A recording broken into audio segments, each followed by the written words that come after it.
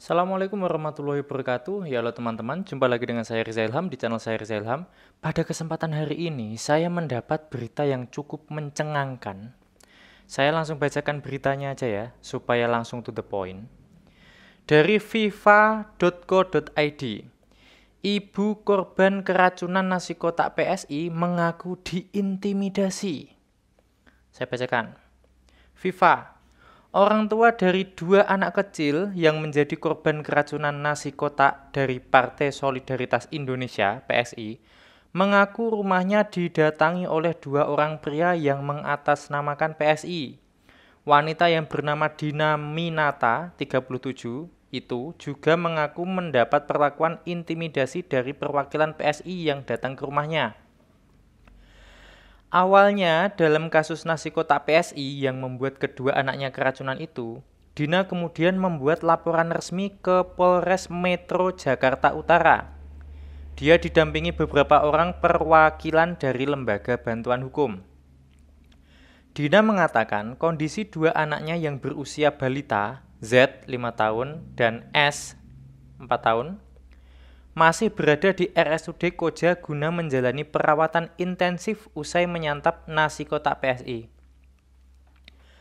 Dina menceritakan rumahnya didatangi oleh dua orang pria yang mengaku dari perwakilan PSI setelah dirinya membuat laporan ke Mapolres Metro Jakarta Utara. Dari situ terjadi percakapan bernada intimidasi dari pihak PSI kepada orang tua korban keracunan nasi kotak. Katanya, ibu lapor ke polisi mikir untung rugi nggak? Nah, itu kata dari PSI ya. Ujar Dina menirukan perkataan salah seorang pria perwakilan PSI yang datang ke rumahnya, dikutip Rabu 27 Oktober 2021. Lah emang saya jualan mikir untung rugi? Timpal Dina menjawab pernyataan salah seorang perwakilan PSI tersebut. Nah, baca selanjutnya.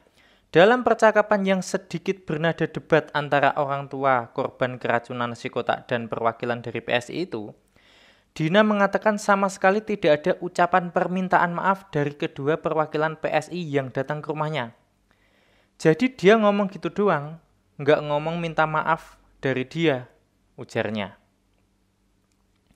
Dina menjelaskan dirinya bersama perwakilan LBH membuat laporan polisi setelah kedua anaknya muntah-muntah sebanyak 8 kali dan harus dirawat intensif di RSUD Koja.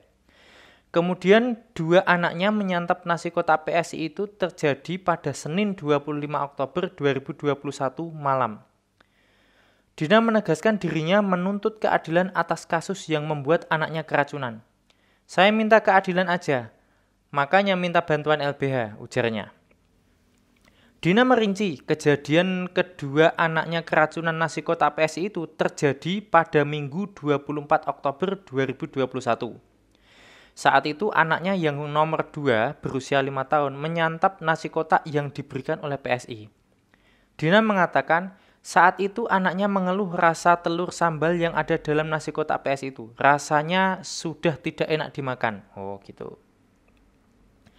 Anaknya, keduanya kemudian pergi bermain dan menyisakan nasi kotak tersebut yang masih ada lauk telur sambal, sayur buncis, dan tempe orek. Tidak lama kemudian anak ketiganya datang dan memakan habis nasi kotak yang disisakan oleh anak keduanya. Selanjutnya ketiganya pulang ke rumah dan setelah beberapa jam usai menyantap nasi kotak dari PSI, Dina menjelaskan, kedua anaknya mengalami muntah hingga lebih dari 8 kali. Dina panik kemudian bersama-sama suami membawa kedua anaknya tersebut ke RSUD Koja Jakarta Utara untuk mendapatkan perawatan. Sementara dari pihak RSUD Koja meminta Dina untuk menyetujui kedua anaknya dirawat inap karena mengalami dehidrasi dan tenggorokannya luka akibat sering muntah. Dina mengatakan, hingga saat ini kondisi kedua anaknya berangsur membaik, meski sesekali masih muntah, dan tidak bisa menelan makanan dan mengeluh sakit pada bagian perut dan pusing. Diberitakan sebelumnya, 23 warga RW 6 alami keracunan makanan usai menyantap nasi kotak pemberian dari PSI. Minggu 24 Oktober 2021. Puluhan orang warga tersebut kemudian dilarikan ke UGD RSUD Koja. Dari 23 warga yang dilarikan ke RSUD Koja, 5 diantaranya harus menjalani rawat inap karena kondisinya cukup memprihatinkan akibat keracunan makanan. Ya, beritanya selesai sampai sana. Jadi gini teman-teman, saya agak kecewa sama PSI ini ya. Karena sebenarnya kan PSI ini kan partai yang gimana ya, agak kontroversial. Karena kita tahu kalau PSI itu sering mengkritik Pak Anies gitu ya.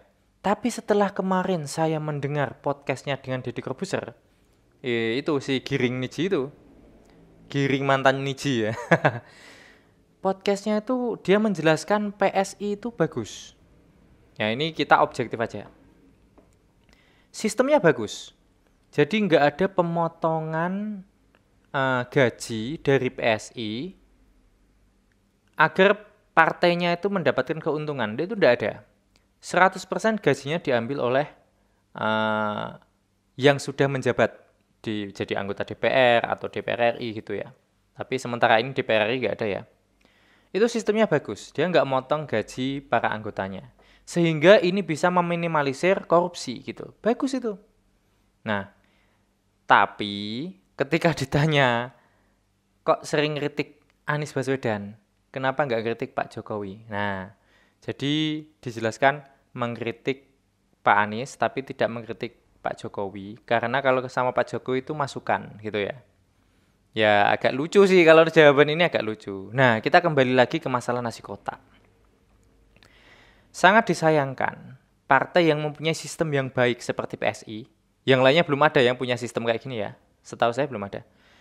Itu kok dicederai atau dicacati ibaratnya ya, punya aib yang sampai seperti ini. Ngasih nasi kotak ke warga, keracunan, dan ketika warganya ada yang inisiatif melaporkan hal ini, didatangi dari wakilnya, dan orang yang didatangi itu merasa terintimidasi. Ditanya untung ruginya. Padahal itu kan hak warga negara kan. Terserah mau lapor atau mau enggak, kan terserah dari ibunya itu. Nah, tapi kita juga harus hati-hati. Apakah sudah terkonfirmasi orang yang datang itu benar-benar dari PSI? Kan bisa saja itu bukan orang PSI. Tapi orang yang benci dengan PSI, pengen memperkeruh suasana. Bisa saja. Tentu saja ini harus ditelusuri lebih detail lagi. Namun, jika ternyata benar-benar 2 orang yang datang itu dari PSI, saya sih sangat kecewa. Karena apa? Ini kan partai yang baru. Ibaratnya partai kecil lah ya. Wong di DPR RI aja belum ada. Tapi kok ada warganya yang melaporkan dia, kok dia ngintimidasi. Belum berkuasa loh itu. Nanti kalau berkuasa bagaimana? Bisa lebih parah dari itu ya. Tapi kita berdoa agar PSI tidak seperti itu. Kalau memang partai baru dan punya semangat untuk memberantas korupsi, semangat untuk membangun negara, semangat untuk pro rakyat, harusnya tidak boleh ada intimidasi seperti ini. Kalau memang bermasalah dengan hukum, hadapi secara gentle. Kan katanya partai berkualitas gitu ya. Saya akui, sistem yang dibangun oleh PSI dalam kepartaiannya di dalam itu bagus. Cuma manuvernya kadang itu loh, bikin tepuk jidat. Harusnya bisa menunjukkan kualitas dengan cara yang baik. Jangan seperti anti terhadap sosok tertentu, sampai ingin menjegal sosok tertentu, lalu meninggikan sosok yang lain. Itu adalah ciri fanatisme. Dan maaf saja, fanatisme itu tidak menunjukkan kecerdasan. Seperti itu. Ya, semoga korban dari nasi kotak ini bisa diberikan kesembuhan, kembali sehat seperti semula, dan semoga tidak ada yang lebih parah lagi, tidak ada korban jiwa, semoga ya. Karena ini saya baru baca beritanya, saya belum menggali sedalam itu korban-korbannya bagaimana. Tapi dari berita yang saya baca tadi, dari puluhan orang itu hanya beberapa yang harus opnam. Insya Allah mereka selamat. Oke, kira-kira itu yang bisa saya bagi. Dan ini kritikan untuk PSI. Tolonglah, belum berkuasa jangan suka intimidasi. Nah, ini kritikan saya ini berlaku kalau 2 orang itu tadi memang dari PSI ya. Kalau bukan dari PSI ya, berarti kritikannya saya tarik gitu ya. Oke, terima kasih sudah menonton. Wassalamualaikum warahmatullahi wabarakatuh. Dah.